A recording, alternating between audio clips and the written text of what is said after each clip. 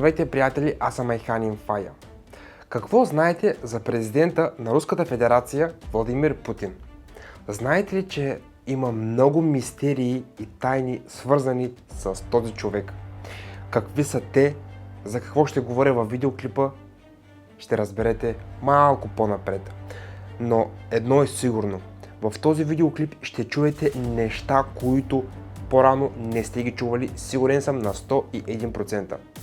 Но ако греша, то долу в коментарите може да споделите коя от тези мистерии сте знаели. Преди да започнем видеоклипа, ви моля от сърце и душа за един лайк, един коментар и абониране с камбанка. Именно по този начин показвате интереса към моят канал и към моите видеоклипове. Сега ви желая приятно гледане, приятели. Русия, държава с над 144 милиона население, 22 отделни републики и със своята зашеметяваща площ очудва всички. Владимир Путин е бивш агент на КГБ и сегашният президент на Руската федерация. Той не се страхува от нищо и често се случва да заплашва страни, които му се пречат на пътя. Но има много дълбоки и мистериозни тайни за него, които може би не сте знаели. Има милиони хора, които го харесват, също и милиони, които не го харесват. Но защо?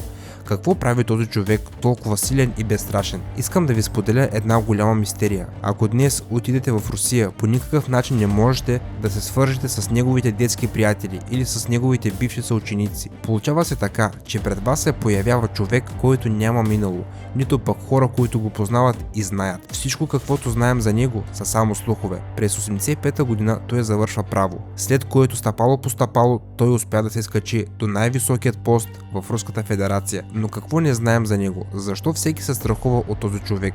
Всичко това ще разберете в този видеоклип. Владимир Путин е най-разпознаваемият и популярен човек в Русия от много години насам. Те говорят много за президента на страната, но поради неговата секретност е почти невъзможно да се разбере къде е оправдано, а къде не. Днес ще ви споделя основните конспиративни теории за Владимир Путин.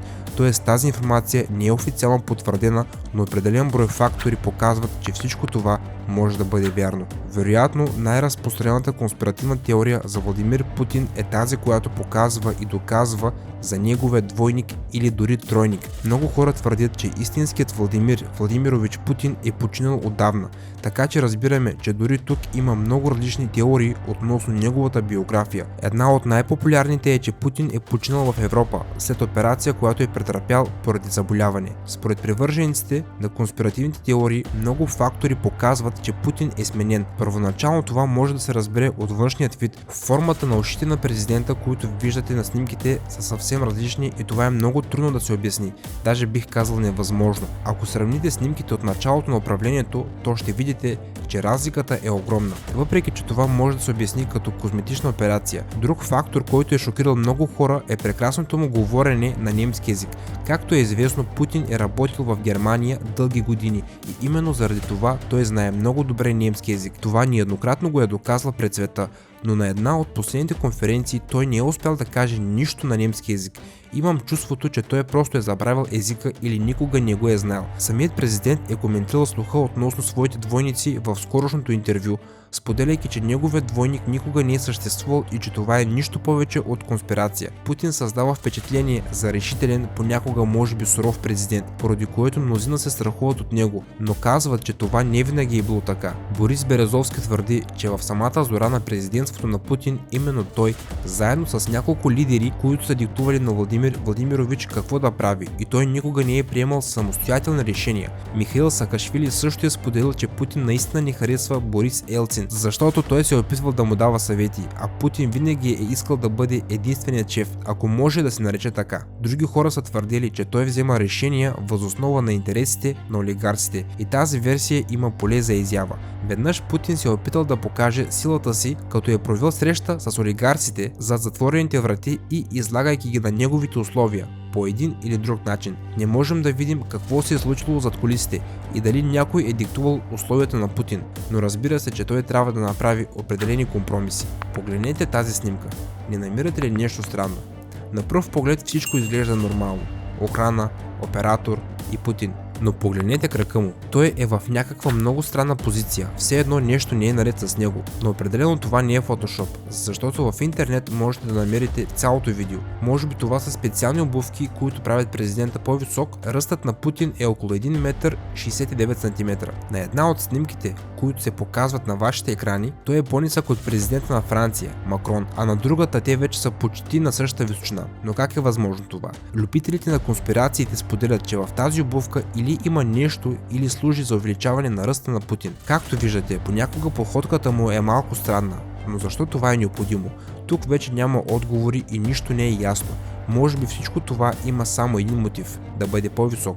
А по-висок означава по-сериозен, по-мощен и по-солиден. И това е цялостната функция на тези обувки. Но като цяло, неговата особена походка също предизвиква море от обсъждания. Някои слухове твърдят, че това е останал навик още от годините, в които е работил в Германия, когато са го учили да държи ръката си специално близо до кобура, за да има достъп до оръжието си по всяко време. Заплатата на Владимир Путин е около 700 000 рубли на месец и на пръв поглед изглеждат много пари. Но какъв би бил светът без тайното богатство? BBC дори са пуснали документален филм за тайните на богатството на Путин. Във филма се разказва как той е присвоил 40 милиарда долара и преди години даже тази цифра се е изобразила в Уикипедия. Въпреки че 40 милиарда долара е голяма сума, но през 2012 година в Швеция са обявили, че тази сума е превишавала 300 милиарда долара, а през 2014 година бившият депутат Константин Баравой е написал, че Путин и неговото обкръжение владеят между 1,2-1,5 трилиона долара. Толкова е трудно да се произнасят тези суми.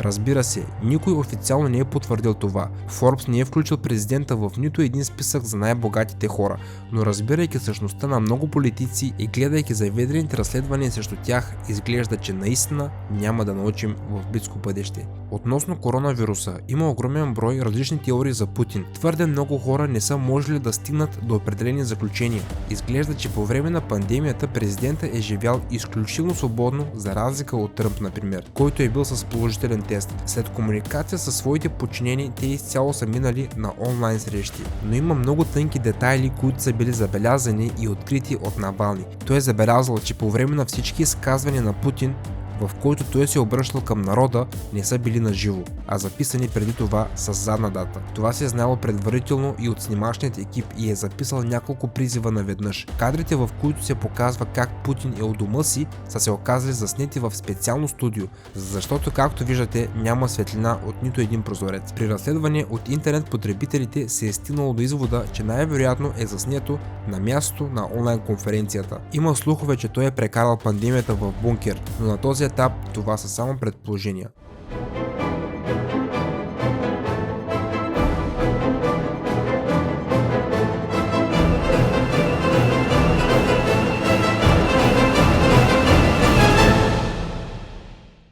Както видяхте във видеоклипа, приятели, има много мистерии, свързани с Владимир Путин. Но всъщност това е нормално, понеже всички световно известни личности имат тайни, за които аз не знам и вие не знаете. Но рано или късно истината излиза на бял свят. Аз бях Айхан Инфая, приятели. Ако видеоклипът ви е харесал, то бих се радвал за един лайк, един коментар и абониране, защо пък не с камбанка. И преди да си кажем чао, искам да споделя с вас, че това е моят плейлист с всички интересни качени видеоклипове от мен в YouTube, а това е моят последно качен видеоклип в YouTube, много интересен. Цъкайте и се наслаждавайте. Чао, приятели! И до скоро!